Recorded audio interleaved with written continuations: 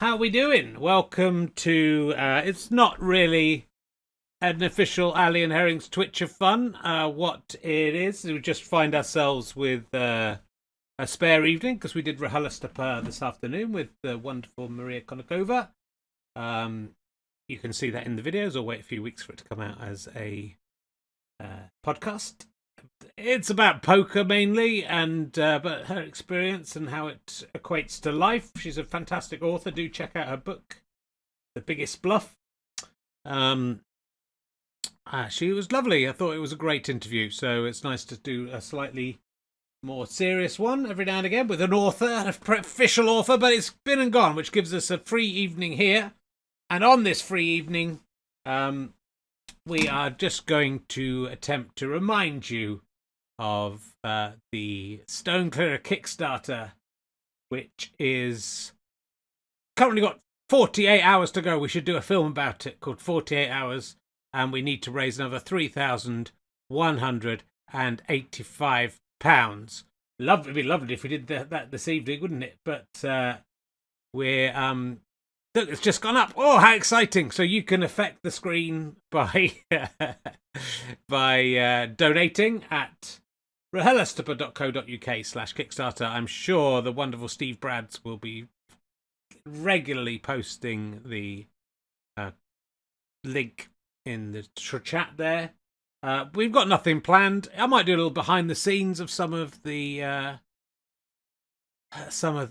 characters from Twitch of Fun. I might introduce, if we hit certain targets, I might introduce you to some new characters, and it'll be exciting. It's good to have not an official Ali and Herring's Twitch of Fun on this, because it means we can workshop stuff without having to put it through the rigorous writing and testing schedule, which you obviously do for all the other characters. Anything we do tonight will be absolutely ad hoc.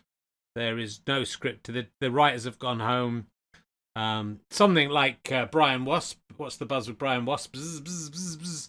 That took weeks to write, to come up with the idea that he would be a correspondent who says what's hot and what's not, but then get it slightly wrong, and then equally it took weeks to pretend to lose him, and then bring in Gwendolyn Fly. That's so offensive within the Fly community what I just did there, and I would like to apologise sincerely for what's happened.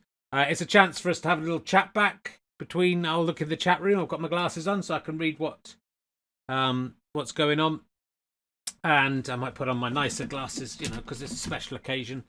And if we hit certain targets, we've hit one of them already, which was the £16,500, which a couple of days ago I didn't think we would hit by now. So that's good news. I think the next major target that I've said... Oh, sorry, my cat is... Look at this. It's all gone wobbly again, isn't it? My next major target is 17,500. If we get to that within the next hour, I would say, then Hist or the Crow from This Morning, Rich Not Judy. Maybe I should go back to my non-crate. I think that's how I broke those glasses, and maybe that's how I broke them. Is that better? I don't know if that's better. Hist or the Crow from This Morning, Rich Not Judy will make an appearance. You'll get to see what physical state he's in. That's a long way away. That's another 700 and... yeah, is that how much? Yes. Oh, look, there we go. It's gone up. Oh, it's exciting. There may be chances to get little shout-outs. There may be you could get your name going across the screen or something. I don't know how we'll do it, but if you make donations and want something in return, we might be able to do stuff like that. Yeah, look, I've got pictures of some of the things you can be getting. Oh, that's the Ali and Herring Twitch of Fun thing, first of all. That is a lovely new addition, if you did not know about it, is the Ali, I'm winking at it t-shirt, which if you've already donated or you want to get that and all the other stone clearing stuff, just add £20 to whatever donation you've made already, as long as it's, basically, I mean, if you just want to get it, you can just, there's a level for £22 where you can just get the t-shirt. If you don't want all the shit from the stone clearing, like witches' fingers and witches' dicks, that one could be yours. Look at that. Is that a dick or a finger? We don't know. Where's the box for that? Let's have a look. Not there. Not there. There it is. yeah, that will be inside that box, and then you can open that up and show your family. It's good, and then you just spend the evening discussing whether you think it's a dick or a finger, and you have to put up arguments. It's a brilliant game. Honestly, it will last days and days. Fun for people from the age of 2 to 102, but no one outside those parameters, I'm afraid, or we will come around and take the game off you if you break those rules. There are no rules to which is fingers or which is dick, but that is rule 2: is anyone who's under 2 or over 102 is not allowed to play. So there's that. As we saw, there's the t-shirt. There is the beautiful plastic memberships card. Now you can get this. I feel like I'm on QVC, and in a way I am. You can get this just as a PDF, which you download, which won't be beautiful and plastic, or you can pay a little bit more and get the physical membership card, which will be numbered individually. We can only have 999999999999999 members at the moment. I think about well, I mean, there's how many people have we got? That should be up on the thing, shouldn't it? I'll have a look on it. So far, we're approaching 400 backers, 394. Not all of you will get a physical card, so the non-physical ones will have a number, but it won't be an individual number, I think. We'll see. We'll see what we do. 397 backers now, so we're very nearly at 400 backers. That sounds like that would be a good point to bring in something new. I'll maybe introduce a character at 400 backers. Sorry, my cat's meowing in the background. I hope that's not spoiling. That could be the new character. But remember, any new characters I bring in will not have been workshopped. I won't even know what they're doing. It'll just be ad-libbed and we'll see what happens. Not like the rest of the official show that you've come to know and love, which literally, even though they're out every week, it takes 3 weeks to prepare each one. So, and it's a big team of people. So do watch out for that. I will have to keep on. I suppose I can. Yeah. Oh, actually, so you've got more there. So we might be 3. Are we on 399 now? No, 2 more backers, and I'll introduce you to a character that you have not yet seen on screen. 399. Hope it's auto refreshing. That's lovely. Thank you very much. And I will be reading out once we've got established and everyone's turned up, I will be reading out the first chapter of Everything Happens for No Reason, which is the reason I'm doing that is because it's there. And I'm going to do it as a sitcom, and I've written a sitcom script for the first episode and a couple of other episodes. Haven't yet adapted them for the internet, but I'm also trying to do a novel version of it. A book version of it. And I'll read you what I've got so far. It's first draft. All right, we'll do that in a bit. There's 240 people, and that's not a bad little amount of people. So the money we raise from this, if we have to hit £20,000 in 48 hours, probably 47 hours now, or we don't get any of the money and you don't get any of the rewards. So we do. You've been fantastic over the last couple of days, especially yesterday was the best day we've had.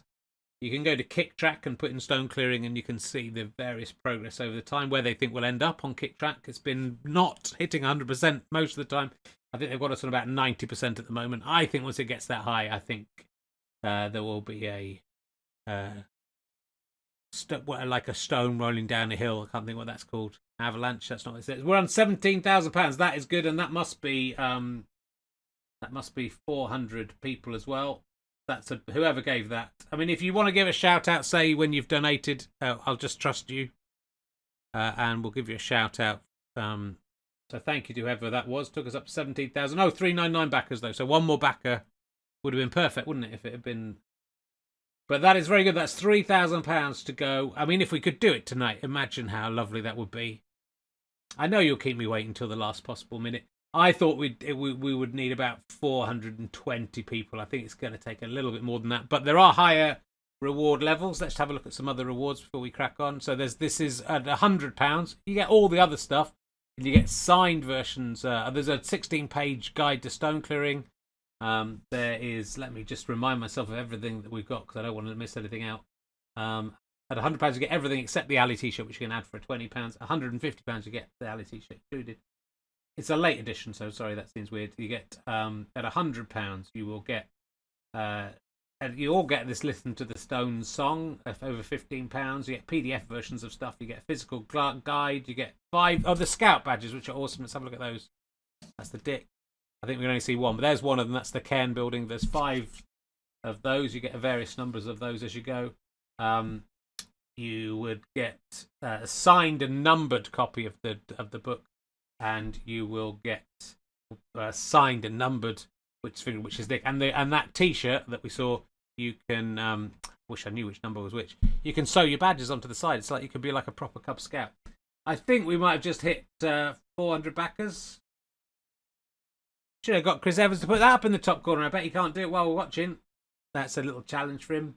Oh, 404 backers. That's incredible. So my new character, I've spent £3,000 making this puppet. That's where your money's going. Luckily, I spent it quite a while ago. Look, it's Gugus the dog from.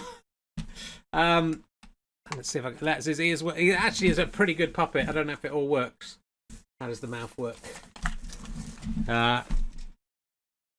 He's winking at it as well. How's your mouth work? Does it not even work? Winking at it. Do you think there would be a more horrific puppet than Ali? But look at this. We've got I think his eye is sort of falling out. Ah! It came down again. Let's put it down because he's winking at it. Can I get the mouth working? This actually, I think, dribbled when it worked. Oh, is it that one? No. We'll look into this, see if we can get it working. Might be this one. Oh no, I've just pulled that something out. I think the strings come off. Oh no, I've disappeared. What happened to me? Chris Evans is trying to change it. Ah, look at him. I've disappeared. I'm back. Oh, look. He's useless. We should sack him. He's useless. Most of the money's just going on, disasters he's caused. Hello, Gugus. Hello. I'm the strange dog. I'm the strange dog. The good thing about him, he's sort of in the way of my mouth. I'm the strange dog, and my name is Gugus, and I like to. We're back. So I told you that's. We're just workshopping it. No, we haven't put any work into this at all. Yeah. So there's this. Oh, hold on. So there's a little string. Is it one of these? No, we'll work on it, Gugus. So he could be a new character coming in. That would be fantastic. If we get to is it 17,500 that was said for? That's incredible. We're nearly there. But to meet Histor, maybe I should bump that up a bit. I wouldn't do that to you guys. I love you too much. Someone's just put in a sizable amount. £150, you get all of that stuff plus a the Ali T-shirt is thrown in, and then you also get a personalised video message from me to you or anyone you want of at least 60 seconds in length. We will send it to you. That's pretty good because that's actually only about 30 quid for that, and some people charge like 400 quid for you to do those. So that's quite nice. Luckily, not many of you are doing that so far. I don't really want to encourage many people to do that. How many people have done that? 7 people have done that so far, I think. It's called Funny Shaped Stone. But you get all the stuff and that, and £250, you can actually sponsor an episode of the actual Stone Clearing podcast, as well as getting all the stuff. The T-shirt is not mentioned there, and the Ali T-shirt and the video message. If you spend £250, if we got about 12 people to do that, we'd be there right now. So this is working beautifully well. Thank you very much for your support with this. It would be lovely just to finish this off in the next hour. What we're also going to do, if we do complete this one, and it is dependent on us completing this one because we do need to make some money. Look at Chris, what a genius. A lot of people take the piss out of Chris Evans, not that one, mock him, and are very rude about him, and I won't have it because he is absolutely what he can achieve with minimal disruption is just absolutely brilliant. So I think with Gugus, I might have to film him somewhere else, won't I? Because he's too big for the studio. It's incredible. But then let's see how Histor is. If Histor turns up, Histor's only £109 away. Am I right? We might not bring him out straight away. So we're on 408 donors. We're on £17,391. Sorry, I haven't been interacting very much with the chat room yet. Well, I'm sure we will. If you like, while we're waiting for more donations, I'll read you this first chapter of this book. I don't know how long it's going to take. And if you enjoy it, why not make a donation? We'll see how things go. So this is my alternate universe. Not much happens in this first chapter so far. It doesn't really get to the exciting bits, but yeah, I think it's quite good. Good. Everything happens for no reason. It's an alternate universe thing. It'll go on forever. It's the new Hitchhiker's Guide to the Galaxy. That's how I'm pictured, crossed with Dante's Inferno. That's what I'm calling it. So here we go. I'll read it. See how it goes. This is the bit of content that will be written. Why don't you ever hang your fucking towel up? Exploded Yvonne, surprising even herself with the intensity of her anger. There was a silence, followed by a muffled "What?" from the bedroom. He hadn't even heard.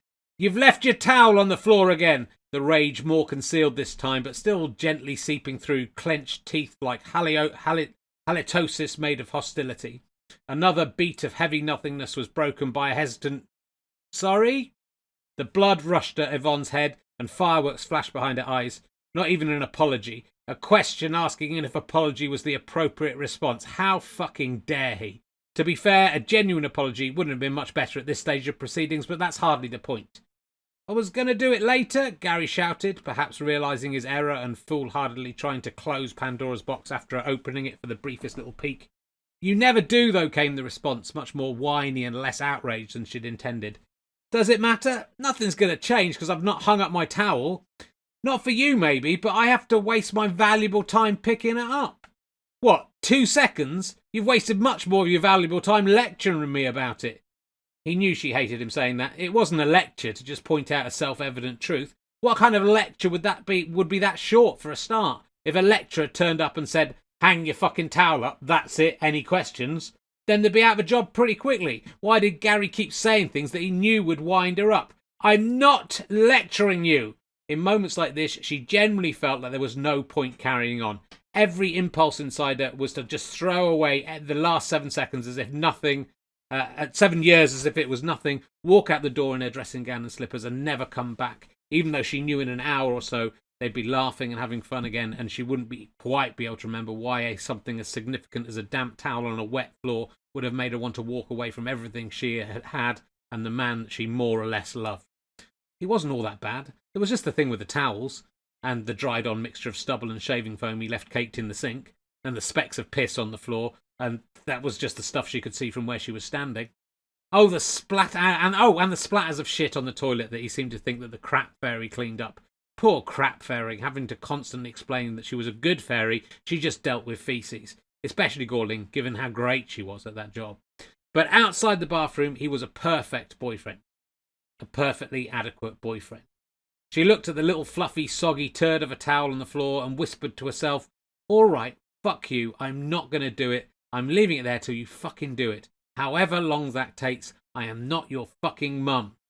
She exhaled and stepped over the towel and headed for the shower, then stopped, stepped back and gingerly picked up the towel between her thumb and forefinger and let it fall like a heavy-handed symbol of her shattered dreams into the laundry basket. She turned on the shower, water gathered around her feet. Yeah, he never cleans the hair out of the little trap thing in the plug hole either, but that's it. As far as the bathroom goes, that was all that he did wrong. She wasn't going to let any of this spoil her special day. Bottle it up, push another ghost into the containment facility. It's very full in there, and there's weird warning lights flashing and the sound of metal being stretched to its limits, but there's always room for one more. And look at the positives. At least he showered. Gary was always clean. Not everyone could say that about their boyfriend. She got an apology, a half apology anyway. He'd said sorry in a Quasimodo voice after stuffing a cushion down the back of his shirt. She'd given a reluctant half smile, mainly at how desperate and pathetic this was, but it was enough to shatter the ice and allow the relationship to continue to the next impasse. He was a nice guy. He'd taken the day off work so they could go out for a lazy, boozy lunch. They'd walked up to the local shopping centre to the row of mildly trendy chain restaurants, each dedicated to the food of a different nation. So, where are we going? Or is it a surprise? I thought I'd let you choose. You didn't book? He looked at her as if she was mad. I don't think you can you? They're all pretty much the same anyway, pretending to serve street food from some exotic location. Which poverty-stricken people do you want to bogusly emulate for more than they earn in a month? She laughed. We're doing something special tonight, though, right? Maybe, but come on. 33 isn't that big a deal, is it? It's not an important one. What are you talking about? I've got to my Jesus age. I'm now as old as Jesus was when he died. But have you achieved as much? Arguably not, but he was born at Christmas and died at Easter, so I've got at least 3 or 4 months to catch him up. Also, his dad was God. Nepotism played a big part in his success. Gary wasn't listening now, though, which was a shame because Yvonne thought that had been an excellent joke. His phone was ringing. He looked up at her, wincing with faux apology. Come on, I thought you'd taken the day off. It's not a day off. I'm working from home. He answered the call. That's what working from home means, explained Yvonne to nobody. Not working, not at home. At most, you do some emails over breakfast. I'll be in it as soon as I'm sitting down, said Gary to whoever it was who was working from work. He chuckled and raised his eyebrows to Yvonne. Some prick has uploaded a virus in Reading. She didn't care. I took the day off. You're self-employed. It's hardly what? It's just not the same. It is the same, Gary. Just because I'm not earning as much, she checked herself. I don't want to get into this. Not today. Let's just eat some pretend foreign food and drink cooking lager out of an unnecessarily fancy bottle. Which place, though? Your day, your choice, chuckled Gary. Not like it makes any real difference. Yvonne looked at the dozen restaurants in front of her. Eeny, meeny, miny, mo.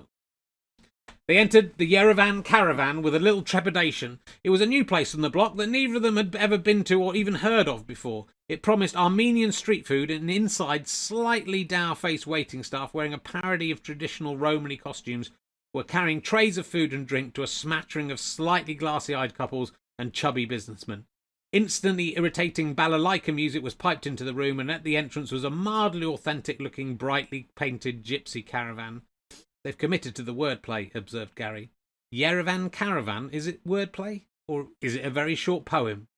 Is Yerevan a place or a person? I mean, are people supposed to know? A waiter whose costume made him look a bit more like a pirate than a gypsy interrupted and wearily informed them Yerevan is the capital of Armenia.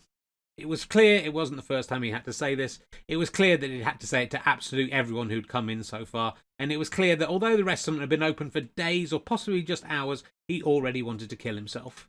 I don't think people know that, though, offered Yvonne. 2, he interrupted.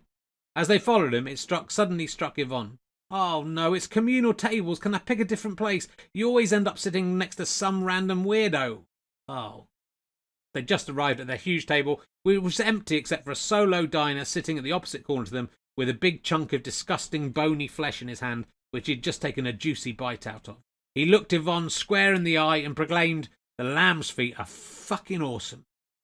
Do lambs even have feet? Yvonne wondered out loud. She looked away, annoyed at the invasive eye contact, but she had to look back. This man was mesmerising, and not in an entirely positive way.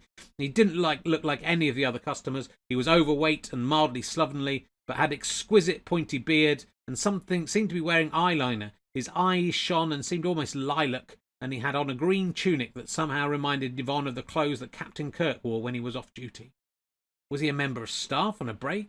If so, why was he eating like a slob and swearing at strangers? Yvonne felt intrigued, disgusted, and afraid simultaneously. Let's go somewhere else, she whispered. But Gary was already sitting down and had his laptop out and was typing away rapidly, almost randomly, as if he was auditioning for a job working with an infinite number of monkeys. Which would be a stupid job to apply for. They've already got infinity monkeys working there. They're not taking on anyone else. One more is going to make literally no difference. Gary held up his index finger to Yvonne in a gesture that said both he'd just be a minute and that she shouldn't interrupt. I swear, Gary, murmured Yvonne at a volume she supposed was too quiet for him to hear. Sometimes I want to smash that fucking laptop right into your head and grind the broken glass into your face. She felt like doing it too, just to show him. What the fuck? Exclaimed Gary. Then he looked up at Yvonne. Guildford is on fire. Everyone's been evacuated. Honestly, I am away for 1 day. My whole life could be on fire and no one would notice, thought Yvonne, though a sarcastic groan from the lamb-foot-eating stranger made her wonder if she'd uttered this self-indulgence out loud. Gary's phone rang again. He looked at the screen with trepidatious glee. Okay, I've got a surprise for you. Good surprise or bad surprise? Gary answered the phone. We're in the one with the caravan. Who is it? This really wasn't like Gary, and Yvonne was suddenly worried he might have done something stupid like book a stripper, or worse, someone to serenade them with an accordion, or a string quartet. All of this was so mortifying that it made her feel a little bit sick just imagining it. But the reality was worse. It was Ewan. Gay! He shouted from the entrance. Gary glanced at Yvonne and weakly said, Surprise? She looked back in disbelief. Bad surprise then. If he's got an accordion, you're chucked. Eh? Why have you invited him? He invited himself. Ewan was now at their table. He was large and imposing and hairy man, almost buff, but having spent too many evenings in the pub, like a slightly off-the-ball 30-something Oliver Reed. Happy birthday, Yvonne. You don't look a day over 40. Oh, Gary, you booked me a clown. Red nose and everything. Ewan's facade dropped for a second. I'll do the jokes, Yvonne. Will you? Let me know when you've started. I've started, so you can finish, Ewan said, and laughed at his own non-joke. He turned to someone behind him, like Mastermind. Such was Ewan's swagger that Yvonne had not even noticed he was with someone else. But hidden by his barrel-like form was an exquisitely pretty, slightly hippie young woman. The girl shrugged. She didn't get the reference. Ewan remembered himself. Oh, shit, guys, this is, Sarah, said Sarah. Sarah, said Ewan, attempting to make it appear if he got the name first by getting in quickly and loudly, like he could somehow defeat the speed of sound. Sarah, corrected Sarah. Hi. This is Yvonne and Gay, said Ewan. Gary laughed. I'm Gary. He likes to make that joke because those two words sound similar. And also because he's gay, added Ewan. It works on 2 levels. Gary laughed along with this, even though Yvonne was pretty sure he was neither homophobic nor 13. What did he see in Ewan? Did he like him because he made him look good by comparison? Because every time they saw Yvonne just thanked her lucky stars that at least she wasn't with someone as moronic as him. Gary had his faults. Right now he was pulling out his nostril hairs over the table they were about to eat at. But he could be so much worse. Or was Gary one person with her and then totally a different one with Ewan? Did she know the real Gary at all? Nifty to meet you both. Happy birthday, Yvonne, chirruped Sarah. Oh, you're Australian, noticed Yvonne. No, she's not, laughed Gary. Of course I am, you doofus, countered Sarah. I'm learning so much about you. You've not known each other too long, observed Gary, chuckling at his friend's predictability. Not very long, about 5 minutes, replied Sarah. Gary and Yvonne laughed. No, seriously, said Ewan. She was looking a bit lost and Billy No Mates at the tube station, so I said, do you want to come to a birthday party? And I said, you got some balls, but you're pretty spunky. Guilty as charged. One leads to the other. So I said, sure, why not? Why not? Exclaimed Yvonne. Possibly because he's a complete stranger who might be a sex criminal. I've known him for 7 years. I'm not convinced that he's not a sex criminal. I'm a very positive person, explained Sarah, and the universe rewards positivity. I like to say yes to every possibility, and I'd just like to thank the universe for that. It was clearly taking every human effort to stop Ewan punching the air with glee. You see, I believe everything happens for a reason, said Sarah, as if she genuinely believed she was revealing some unimaginable new philosophy to these world-weary 30-somethings. Well, you're obviously wrong about that, countered Yvonne. Yvonne, interjected Gary. No, it's my birthday and I'll call bullshit if I want to, because the truth is that everything happens for no reason. Life is a random load of shit and then you die. No offence, Sarah. None taken, lied Sarah.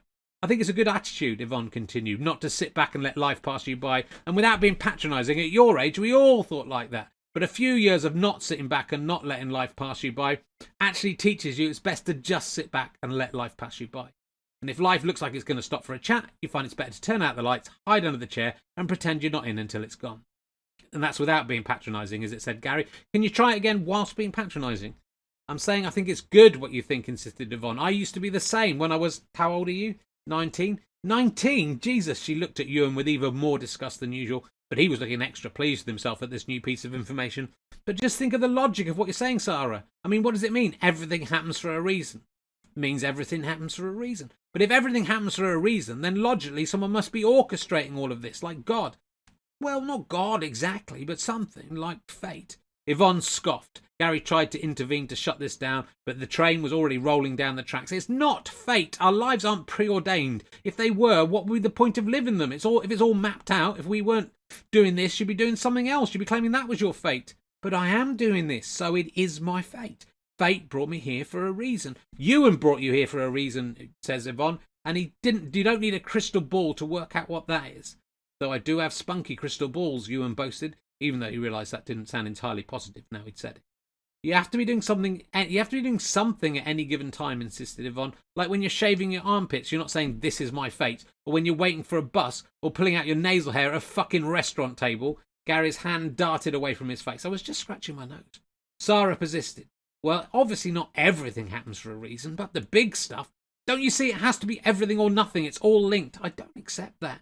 Yvonne checked herself. She knew this girl had done nothing wrong, and it didn't take too much analysis to realise she was lashing out at a stranger, because that was easier than confronting her own problems But she also wished someone had bashed this kind of crap out of her when she was a teenager. Life isn't a film where you're the central character. Nobody cares about you. You're not in control of 95% of the stuff that happens to you. You're probably not even in the film, not even in the crowd shots. I thought this was supposed to be a party, interjected Ewan. You were wrong. It was supposed to be a romantic lunch.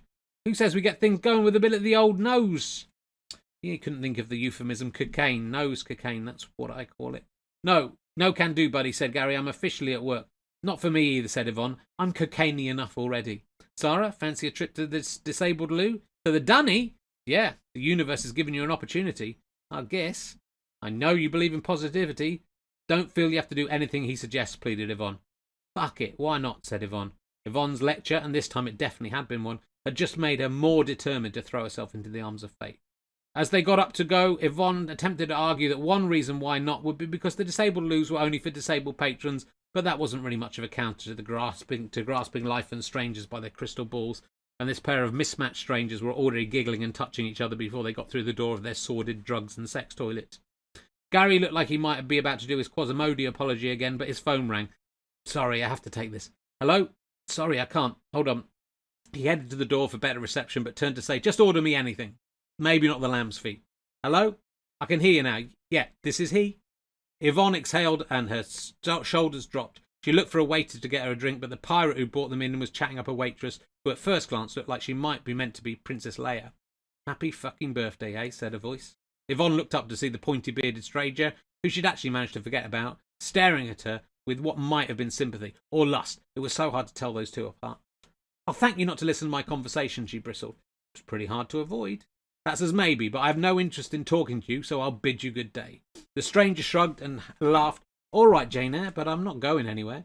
Yvonne pretended to scan the menu and hoped the eggy silence would continue till Ewan and Sarah tumbled out of the toilet. Even a coked-up, newly filleted Ewan would be better than this. Did you ever wonder what would have happened if you'd taken a different path? Yvonne slammed down a menu, but it was only one sheet of laminated card, so it made less of a dramatic thump and more of a pathetic whoomph. Listen, I'm an atheist, so whatever you're pushing, nothing you wish you'd changed? I might have sat at a different table. Stick or twist, it's a risk. Maybe if you took a chance, you'd get a better job, better boyfriend, but what if it came out worse? You don't know anything about me. I know you're not happy with him. I could do a lot worse than Gary. You could do a lot better. Oh, I suppose you're about to suggest yourself. She gave a hollow guffaw. Oh, Christ, no, you're really not my type. All right, pretending you're gay, but amazingly I'll manage to convert you. Get over yourself. I'm not gay. I'm not anything. I am an immortal interdimensional being composed of space, smoke and fire. The idea of communing with a bag of meat like you is frankly disgusting. I'd just cook you for a start. But if I was going to try it, then I'd definitely go for someone with bigger tits. He looked appalled with himself and then added apologetically, no, I wouldn't really. I was trying to do banter. Mammary glands are just grotesque. I've been a bit sick in the back of my throat. That might be the lamb's feet. Look, my boyfriend will be back any second. No, said the lilac-eyed lunatic with absolute certainty. He won't. Well, shut up anyway. Waiter! There was no waiter, but Yvonne couldn't resist a final shot. And for your information, I'd stick. You never twist on 17. She said this with triumph, but immediately understood what a telling indictment this was of her life. Was that really where she'd ended up? But she didn't have time to dwell on it, because suddenly the stranger exploded into blue flame, intertwined with whirling spirals of wisping smoke. Tiny Catherine wheels of sparkling glitter appeared from nowhere at random, as if the air was being alchemized into silver filings, and though every single inch of this man was instantaneously alight, or rather transformed into fire, the temperature seemed to drop. The vague shape of a man was still discernible, and his facial features were visible in the midst of the conflagration. He seemed unperturbed, possibly even vaguely amused, putting Yvonne in mind of those self-immolating monks who'd burned themselves in protest at something or other. Yvonne found herself mildly embarrassed that she couldn't remember what, after all the trouble they'd been to. In a second, though, she'd gathered her wits. Fucking hell, she screamed. What have you done? Help! Why isn't anyone helping him? People had turned to look, but with the faces of confusion rather than horror. She grabbed a fake artisanal pottery jug of water from the next table and threw it at the flames, but it turned to ice or crystal and fell to the floor and shattered into fractals, which melted and snaked away like mercury. Like I said, a voice came from the furnace. Not really into mammary glands. Yvonne continued to scream, why is nobody helping? As she looked around at the other diners, bewildered, the stranger quietly transformed back into the human version of himself. A menu on the table had caught fire, but he casually patted it out with his hand. He coughed to draw attention from the hyperventilating Yvonne. I only revealed my true self to you. They just saw you throw a glass of water in the face of a stranger. They think you're mental. She heard someone whispering, "Thank God we didn't end up at the table with the weirdo." Yvonne tried to make sense of what happened and concluded this has to be a dream. She grabbed a glass of water and threw it in her own face, confident that would wake her up. But the dream, if it was one, continued. She smiled weakly at everyone else as the cold water dripped off her face. "All right, well, I've clearly lost my mind. Maybe you and slip me some acid somehow." "You're not mental," said the recently burning man. "Not all that mental. You're the chosen one." "I'm the new Jesus." "Wow, straight to that, David Koresh. You're my chosen one, the one I've chosen." "For what?" "To dick around with for a bit." She didn't know why, but she decided just to relax and go with it. It certainly wasn't happening, so she might as well enjoy herself and treat it with the flippancy it deserved as her brain disintegrated and reality collapsed around her. "Who are you?" she asked. The man seemed genuinely delighted to have been asked this question. He closed his eyes and centered himself, then opened them again, looking at her with a sense of mystery so serious it was all she could do to stop laughing in his face. "I've been known by many names at many different times," he began. "Oh, God," cringed Yvonne. "You're not doing the many names at many different times speech, are you?" "Well, bit cliche, mate. I expect more of you. Or assuming that I've created you due to being in the middle of having a stroke, I guess I expected more of me." "Be quiet. To the early Muslims, I was Simon. Did the early Muslims call you Simon? Or Rick? Rick Harris? No, just listen. Was it the Space Cowboy? Maurice? The early Muslims called me Rumpelstiltskin, Flipper, King of the Sea. You asked who I was. Did the ancient Britons call you Merlin? He's always in there." "The ancient Muslims called me a jinn," said the increasingly agitated super being very quickly so he couldn't be interrupted. "I'm not listening," she had her fingers in her ears. "The Guanche of the Canary Islands called me Guayoto. I don't care about that. I'm calling you Ian. Ian Snell." "Ian Snell," said Ian Snell, too surprised to be annoyed.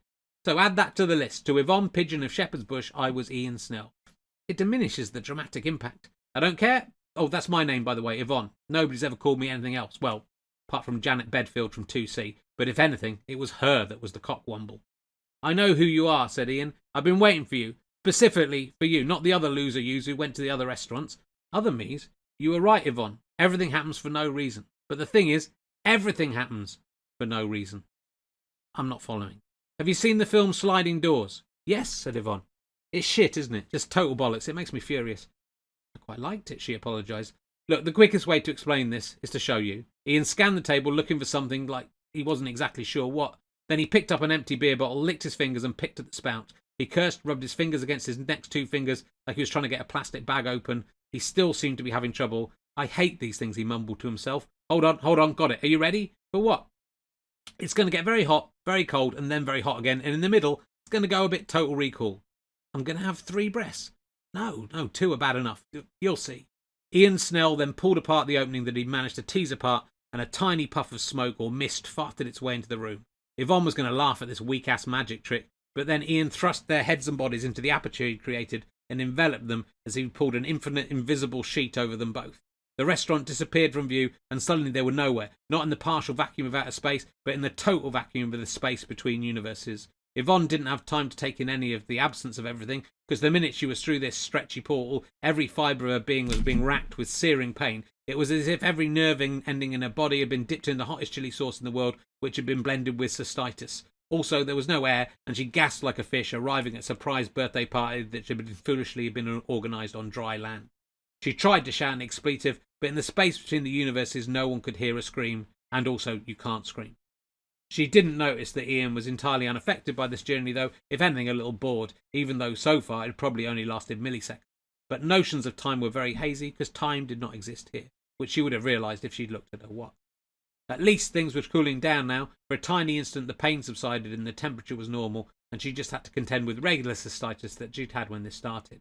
But then it got colder and colder. She felt her blood freeze in her veins, her lungs were empty and her eyes were coming out on stalks. It should have been scarier, but she was thinking, oh, that bit of Total Recall. The heat returned, her blood melted and then boiled, and just as she was sure she'd explode, the Yerevan caravan drifted into view in her peripheral vision, rushing towards her at speed, seemingly from every direction. She was forced violently through a tiny fracture in the fabric of the universe, and knew in that moment what it felt like to be a pimple being squeezed. It wasn't much fun from the pimple's point of view. Everyone shook violently from side to side as her head lolled to the left and then to the right. It felt as if her brain was moving out of her skull and then back in again. It took a second to compose herself. "Oh boy," she exclaimed. They were back, pretty much exactly where they'd left. Ian was sitting at the table, his food in front of him. He started picking at his lamb's foot and smiled. That was fun, right?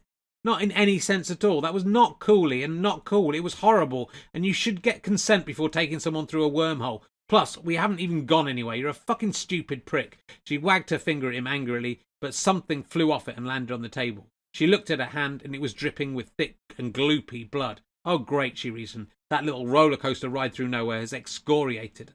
But no, the skin was still there, her skin was still there and unbroken. The blood was not hers. The room was coming into focus now, and she saw the other diners standing at their tables, holding their hands in front of them in surrender, backing their way to the walls. She supposed they'd just witnessed her disappear into nothing and then slide back into the room like a calf slopping out of its mum's cow vagina. She addressed them calmly. Don't worry, I come in peace. She held up the other hand, which she saw also gloved in blood, and baubled with something that looked like it might have been chunks of brain. She looked to Ian for explanation. He pulled a daft face, stuck on a lamb toe, and pointed to the table in front of her. Someone was lying face down amongst cutlery and broken glass and smashed bits of something or other. His head had been battered so hard and so repeatedly, and his skin and eyes so badly gouged, it was basically unrecognisable. But Yvonne knew who it was. She knew the clothes, what remained of the hairstyle. She recognised the sticker of the large broken bit of laptop keyboard that was embedded in his temple. The sticker said, "Have you tried turning it on and off again?" But that probably wasn't going to work for this issue. Definitely not for the laptop, the blooded pieces of which were scattered all over the vicinity. But not for Gary either. Yvonne howled with grief. Gary was dead. "What have you done?" she screamed at Ian. "Me," said Ian instantly. "Are you crazy? I mean, obviously you are. Look what you did." "Me? Yes, you did this. We all saw it, didn't we?" Some of the other diners murmured in agreement, but most were too scared to engage with this unhinged laptop killer, lest they become her next victim. They were also wishing they'd just gone to Wagamama's as usual. "Why are you doing this to me?" Ian snarled. Tears were rolling down her face. "I have to be honest," he replied sotto voce. "You find this a lot less funny than I anticipated." What the fuck is going on? God, that took longer than I thought it would. Hope you enjoyed that. That's Everything Happens for No Reason. The first bit. Got quite a lot more to do, but there we go. We're up to £17,656. If we get £18,000 in the next quarter of an hour, I will introduce you to Ali Sloper's wife, who is not going to be in Ali and Herring's Twitch of Fun for a while, but you can meet Sally, so do crack on and put some money in if you want to. RHLStopper.co.uk/Kickstarter.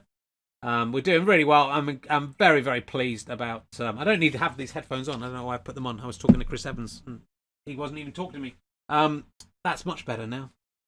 So I told you I'd introduce to Histor. Now, prepare yourself. Some of you might not know who Histor is. Is there anything else I can put up there? Let's not put the scout badges up. Let's put the Ali badge. Histor was a puppet that I first employed in 1998 from an idea we had, I think, for an actual radio show, or whatever became of, which we were going to do... looking back at events that didn't actually happen, based loosely on real events, but they weren't. And we were going to have a pirate crow that explained things from the past to children. And it was in This Morning, Rich Not Judy. And there was two of them. It was what I genuinely believe, and I'm not even joking, Stuart Lee's funniest thing Stuart Lee's ever done was being Pliny. Stuart, with these puppets, in fact, we just left them in the studio on the last day and forgot about them. And then we didn't collect them and we'd forgotten. And the next we heard, it was a couple of years later, someone said they'd seen them flying around in the back of Going Live or whatever the Sunday morning show or Saturday morning show was. So we got them back. Stu got Pliny and I got Histor. Stu put Pliny in the cellar of his house and it rotted. And I think he's thrown him away, which is absolutely tragic. But I can't really complain, because you'll see in a second. I'm going to go behind this wall, this solid yellow wall here. That I have. We're in a specially built studio. This is partly why we need to raise money for the Kickstarter. And I will try my best to bring in Histor, because I said I would at 17,500. How are we going, boy? You all right?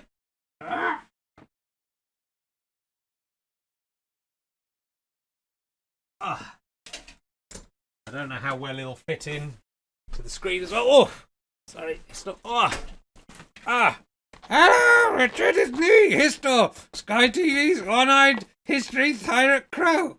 How are you doing? It's been a little while, hasn't it? It has been a little while since we've last met. you're a bit too big for the studio. Maybe when we're going to make a bigger studio by having a bigger green screen that we can put a bit further back. Maybe there's a bit more room there. That's really good, Richard. And he looks quite good, doesn't he? He looks quite good like this until. That's not so good, is it? It's slightly falling apart. Sorry to horrify. Every doll we get in this. What's that hand doing? He's got a hand growing out of his neck. Maybe that can be the character.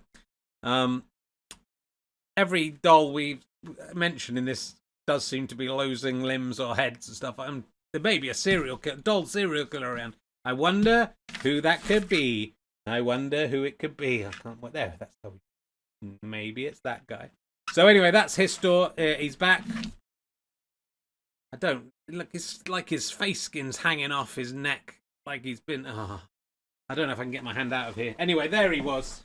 It's nice to see him again, isn't it? I might try and get him mended. Oh look, this came off. I did use him the other day in something else, and that's why he fell. They said they would mend him, and they didn't. There's his little bib thing. Sad, isn't it? Hope you enjoyed seeing Histor. If you enjoyed this, please give some money. It'd be lovely to get to 18,000. We've got 415 people who donated now. I know many of you will have donated already, so thank you very much for doing so. If we get to 18, did I say 18,000? Yeah, 18,000 by 9 o'clock, and then we will meet Sally from off of Ali and Sally, the wife of Ali Sloper. I can't do a Histor's Eye t-shirt, Colin, because it's not my intellectual property. It's only half my intellectual property. But BBC's repair shop, maybe. Yeah, I think Histor might be too far gone. I might donate him to a museum. I'm not going to use him in. It's not right to use him in something like this. Good to see him again, though, wasn't he? That was nice. The story has stopped Steve Burnett. That's as far as I've got with the story. That's the first chapter of the book version. I have written the first episode. I'm reworking because we wrote an episode for Channel 4. One day I'll maybe, for the Badgers, I'll try and get the pilot into the Badgers' secret area, but I'm not allowed to show it, apparently. It's got that guy from the Cake Show, Noel Fielding, that's the one, and Jessica Knappett, Doc Brown, Ben Bailey Smith was in it. I was in it as the bloke in the background in the restaurant making comments. So we got about that far as well with the little bit of pilot we shot. That was about 10 minutes in TV time. Then I wrote a first episode that was quite trying to show the sort of things we could do, but given we don't have to do that if we do it ourselves, and that's the plan, is to use the money from this Kickstarter and also the money we're making from the ads on RHLSTP to try and make a pretty good audio version of it, which will cost like tens of thousands of pounds to do. We'll need to hire studios and actors once the virus has gone away. I was hoping to do it this autumn, but I literally haven't had a chance to sit down and write any more than that and a bit of the first episode. And I want to write 6 episodes, so it may be a few months before we get to that. Yeah, Taskmaster Legends, actually, you're right. So that's I don't know. I'm not sure when we recorded it that any of them had been on Taskmaster. Some of them must have been. So that's what's going on with that. So if we can get up to £18,000, if there's anybody else who wants some of those amazing rewards, there's 265 people in here. I mean, maybe you're 265 if you donated already. I want to make it very clear with this stuff, right? That if you can't afford to give me any money for this, please do not give me any money. What this podcast and Twitch stuff has also always operated on the idea that people who can afford to pay occasionally kick in a tenner or something, a bit more if they can, and people who can't get to enjoy everything for free. And I want to carry on with that. Remember, you can also become a monthly badger and just give a small amount every month, or you can use your Amazon Prime account to give us money through Twitch Prime, which won't cost you any more, or you can just enjoy this for free, or just tell your friends about it. So it works out that about maybe 2 or 3% of the people who enjoy the stuff give some money to us every now and again, and that so far that's worked in keeping us going. Just want to try and get a bit more ambitious of what we're doing. We are doing a snooker Kickstarter as well, which will probably start next week. if we hit the target with this week, we've got still 47 hours left or something of that nature, then all the profit from the next week's one will go, and it's a really good one, the Snook one. I think it might do better. We'll set the target a bit lower, but all the profit we're going to put into like one of the comedy clubs or into the charity that's helping the comedy clubs, who are all like hundreds of £1,000s in debt. So it would be nice to try and make sure some of those comedy clubs survive. We've given some money to the comedians to help them survive, but actually if we come back and there's no clubs, then that won't do us any good anyway. So basically, aside from the money it takes to make the rewards, we will put everything else into that. So it'd be lovely with the next Kickstarter, presuming we make it with this one, if we could really put some effort into that, as that will all be going to charity. And yeah, well, Claire Palmer wants me to sing the Stone song. Have you donated already, Claire, to the cause? Not to the gym core, the man core, the cause. Don't donate to the cause. They'll just spend it on whatever they want. I'm sure you've all given. So thank you very much, if everyone who can give, who has given. Still got 250 quid to get little Sally out to see what she's like. Oh, it's gone up a little bit. Okay, this is for Claire. Listen to the photons, my friend, for they foul thing ye married on. Don't listen to the birds and trees. Don't listen to your underpants. Listen to the photons. Listen to the photons. Stop eating grass, Wolfie. And they, in turn, shall listen to ye, my friend, my friend. Hope you harmonised on that. There's Gugus. He's back again. Oh, I'm winking at it. Sorry, yeah, I'm winking at it. And the trench dog and his Guggles. Quite a good character, actually. This is from I Killed Rasputin, and this dog I keep him off as a reminder of the £45,000 I lost on that project, and this was £3,000 worth. This dog is, and again, I think my cat's had a bit of a crack at this guy. It's terrible that he's in such bad shape. I tried to look after these things, but he was like this after the being battered around in the show for a month, to be fair. So I don't think a lot of this is my fault. Though his nose wasn't blue when I got, so I think the cat's picked off a bit of his nose. He's getting his nose is all yellow now because of the studio. Let's bring on Ali. He's going to be around tomorrow. I know lots of you want to see him. Here he is. Hello, boys and girls. It's me, Ali Slaughter. You've been waiting to see me, and here I am. What was all that fucking shit with the story, Richard? I just said I'd read that. I didn't think it would take that long. It took for fucking ages. And no one donated during it at all. The money stayed exactly the same. Look, it's good. The money's gone up a fair bit while we've been doing this, so that's very helpful. Yeah, it's going to fail. It's definitely going to fail. I don't think it is. Let's have a look at what Kick... Should we look at Kicktrack? Yeah, let's look at Kicktrack, see what Kicktrack says is going to happen. That's back on. Why is Kicktrack gone? Oh, I'll do it on here. Well, look, it's 17,797, 418 people. It's saying we're going to get 96% of the goal. Well, that's very good compared to that's not bad, Richard. What it's been saying lately is way down. I think if we get to 96% of the goal, I find it very hard to believe people won't come and put in the rest. That's just my belief.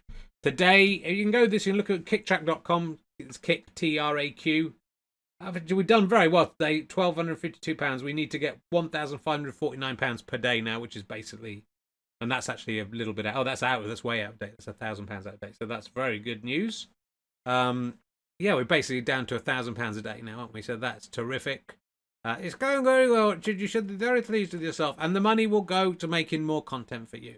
Okay, so that is always the way with this. We've actually got to pay off a little bit. We did a couple of film developers earlier in the year. We had a few that we hadn't paid for last year. But aside from that, the money will go into the kitty to make that sitcom, which will take a little while to make. But I hope you enjoyed that. We're at 18,000. It's amazing, Richard. You're at 18,000. No, well, that is amazing, Ali, because you know what that means. What does it mean? I wasn't listening. It means that your wife, Sally, not Sally, yeah, she's going to come out and say, she's not coming out of the box. She's already out of the box. I took her out of the box when we went to the Clapham Grand this week. Yeah, you're on stage. You're on stage. I was brilliant. You were shit. Yeah. So she's here, and oh no, please don't bring her in, Richard. I don't want to. Please don't bring her in. Well, maybe if it gets to 19,000, I'll bring in. You can't do that. You have to do. I'm thinking at it. You have to. You have to do what you said you're going to do. I know. I will do it. 420 people, 18,167. Absolutely amazing. I might should do this every night. This would be a great way to make a living. Just get people to pay for it every day. No, it wouldn't work, Richard.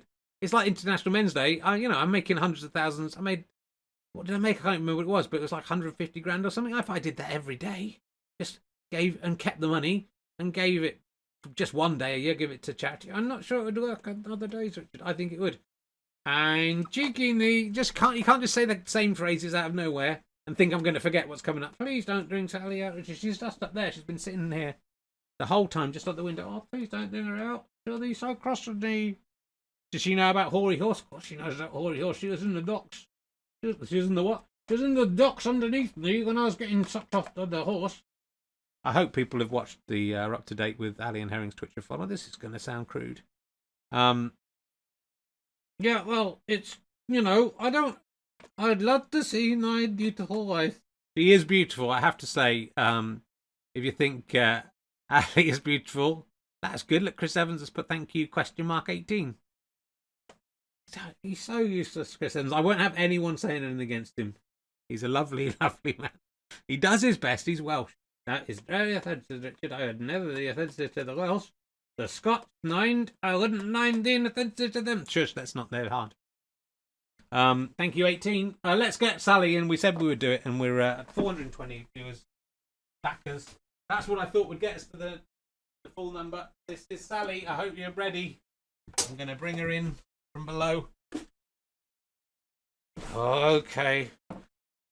If you thought Ali was a worrisome thing, actually, her mouth, does it work? Does it work normal properly? No, it's a much better mouth. Hello, Richard, it's me, Sally. I am Ali's legally wedded wife. Yes, hello, darling, it's lovely to see you. Yes, it is. You had quite some explaining to do, young man. I know, yes, I'm very sorry for everything I've done. Your voice seems to have changed since Sally's arrived. This is how I talk when she's around, Richard. Is that all right with you? Yeah, it is. Well, I find it most discomforting to have a tiny finger-puppet horse in my box sucking off my husband. It's not what I agreed to do in the marriage house, Richard, and I know it's a terrible thing. Do your blinking work? Let's have a look. Look, she can really do it. Look. Oh, sorry, Ali. Shit. I'm winking at it. That's cool, isn't it? That is a 128-year-old mechanism right there. Sorry, Ali. Do you mind? How dare you drop me on the floor like that? He's a very rude young man, Ali. He's so rude. I've got confused about which I'm seeking. He's so rude that I've actually forgiven you for everything you've done. What happened to your teeth there, Sally? They always fallen out. I don't know. They've always fallen out. It does look quite horrific now. Might have to look in the box for those. I thought you had proper teeth in there. I hope that hasn't happened while you've been sitting on the windowsill. No, I'm sure it didn't. I hadn't been interfered without the... Well, now she's out here, Richard, I'm going to really suffer, aren't I? To get people are going to prefer Sally to me. That's why I didn't want to cut her out. She is better than you. Yes, I am a lot better than my husband. She talks better than you. She can say better. I can say better. I can talk much better than my husband. I now work properly. I have some teeth missing, but I don't have an horrific gaping hole in the back of my head. No, that's true. Yeah, well, you can't all be perfect, and you knew what I was like when you married me.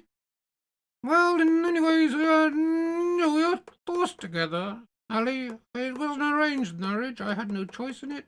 Like Adam and Eve, you and Aid, and then I was forged out of some of the papier-mâché that didn't get used. And like you. And,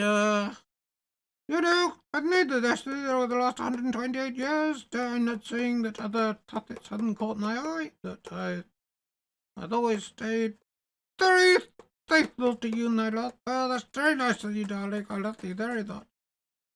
I really love you. I'm sorry about the hoary horse, but what can I do? Indeed, what man, when presented with a hoary finger puppet horse, would have acted any differently? I suppose so. It's just you have to start accepting these things, and then you just have to. It's the way they're not. I'm not sure that's true. I think it is. It's just in their DNA, Richard. You have to. Well, his DNA's all over the hoary horse. I don't need to talk about that. I should have said that, and Funny if I'd said it. Well, you didn't get in quick enough, mate. You gotta leap in. There's 3 of us now. You gotta leap in. If you're gonna speak, you gotta leap in. Well, fair enough. That's fair enough. So yes, it's been a tough time, but none of the girls out there. Don't worry, there aren't any women watching. Okay, well, if there were any women watching, married women, you know how it is. You have to put up with. I don't think that's true. I mean, this is a very Victorian attitude. I am Victorian, I know, but I don't think people should put up with that. If you're in a relationship, you'd have to make that commitment. Yeah, I think so. That certainly wasn't the way things were with you when last time I saw you, back in the 80s. Well, I didn't have any girlfriends in the 80s, so, that's... Well, I can listen through the docs. I've heard some things. All right, shush. There they are. That's Ali and Sally, both of them made together. Sally isn't wearing... This is my grandma, my nanan. There's nothing funny about it. Made this. This is her original dress underneath here. But that was falling apart a bit too much, so my nanan made that kind of funky 50s, 60s dress to replace it. But that now is an antique in itself. That's the irony, isn't it? Yes, it is. I'm very upset about your teeth. I'm going to look in the box to see if they're there. It would be a shame that you're responsible for that, wouldn't it? I'm sure that you see there. Well, it makes you look funny. It does make you look funny, and that's what this is all about. Look, we've done pretty well. We got up to £18,193. Still some way to go, but only 2 days. That's very good, Richard. You should be very pleased with yourself. Well, I'm not pleased with myself.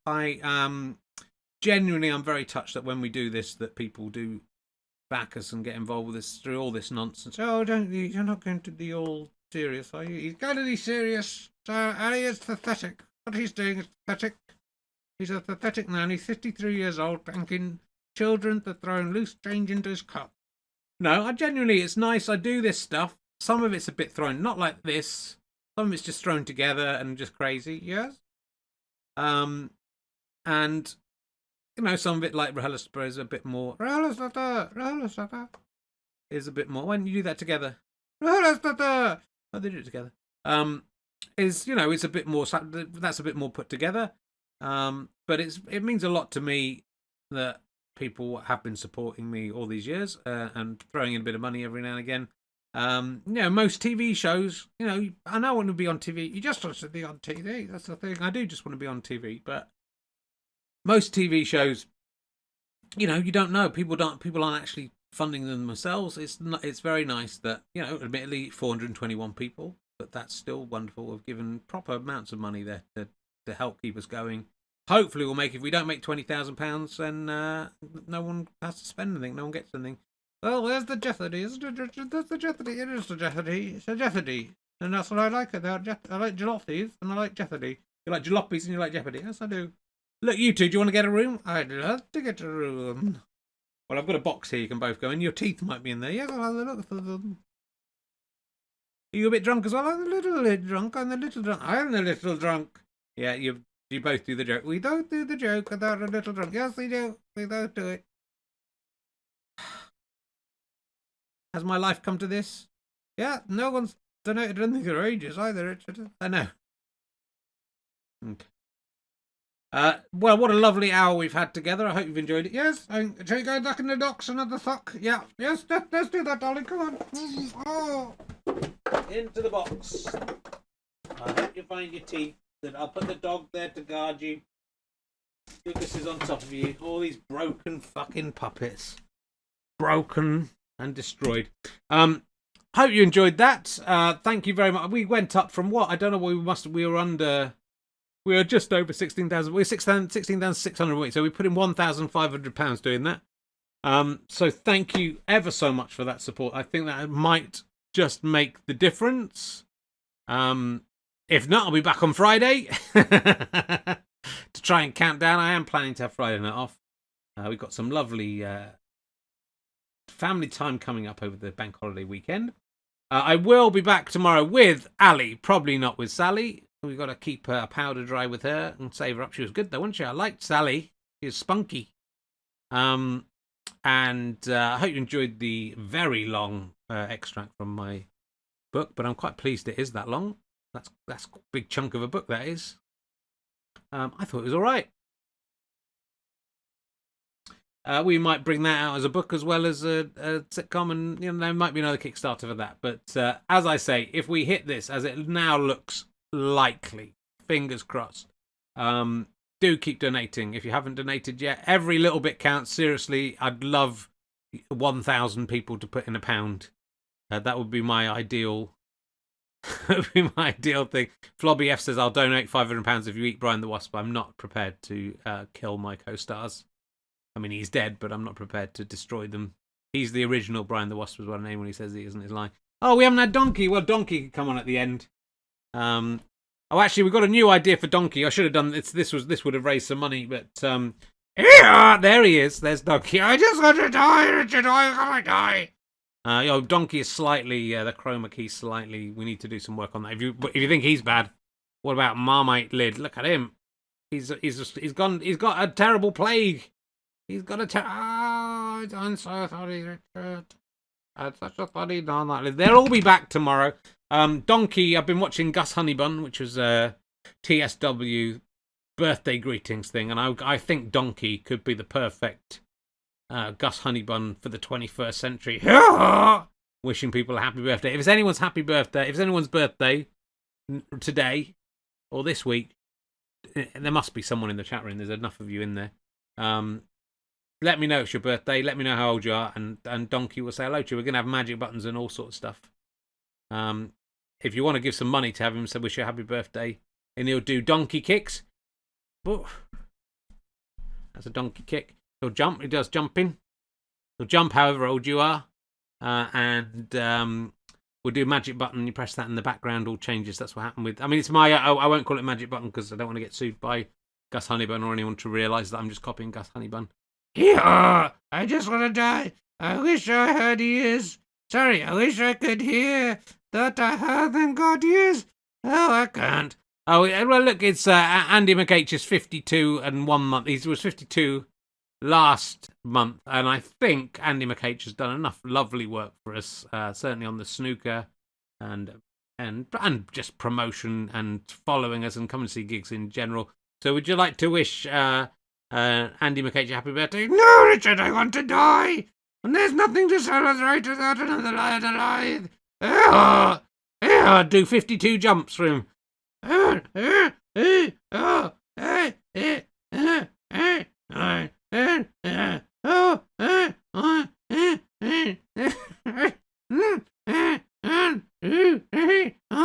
There's a lot of jumps in it. That's why they stopped at 11. 9, 8, 10 on Gus Honeybun.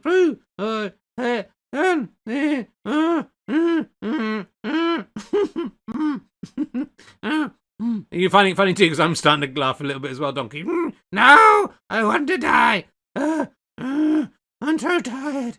You couldn't hear that in Magic Button. We're not going to call it Magic Button because then Gus Honeybun will sue.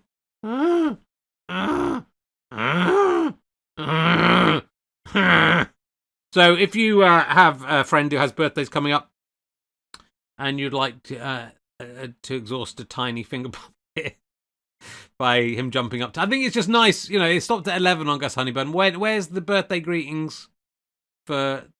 And if you want to do like CBeebies and send in a picture you've made with a picture of them in amongst their favourite characters from Ali and Herring's Twitch of Fun, all the better, and I'll put it up in that little box and it'll be beautiful. Happy birthday, Andy McH. Thank you very much. You can have that one for free. We'll be charging £100 a pop on those. We won't. It'll be a lovely little thing. If you email in herring967@gmail.com, if you attach a photo, the funnier the better, then Donkey will choose the best ones, and Donkey will wish at least one person a week a happy birthday. We could do it tomorrow. We haven't got... thank you very much to whoever just gave some more money. We're up to 424 people. Another £1,787 to go. Ali's fan is 203 today. Very funny. And yeah, we'll have some fun with that. That's a nice little segment for that. Gives donkeys a reason to be here. We are working on some jingles for some of these guys, and we're working up the I wish I could hear, but I haven't got ears. That is right. I think it was the herring967@gmail.com. Or tweet me or whatever, but if you tweet me, I'll get and we'll try and we can't return any of your pictures. We could do the gallery as well if you want, but we can do whatever we want to rip off from 70s and 80s kids TV. I think you're allowed after this time. I think you're allowed to just do it. That's my That's my legal understanding. It would be better if his ears were flapping. Imagine that, and they would have been flapping back in the 70s. Mr. Bennett could come in. I love Mr. Bennett on. I think we should just do a lot of. More. We got Morph already. Do a lot of sort of take Art Vision on style stuff. Look, I'm going to go and spend some time with my delightful wife.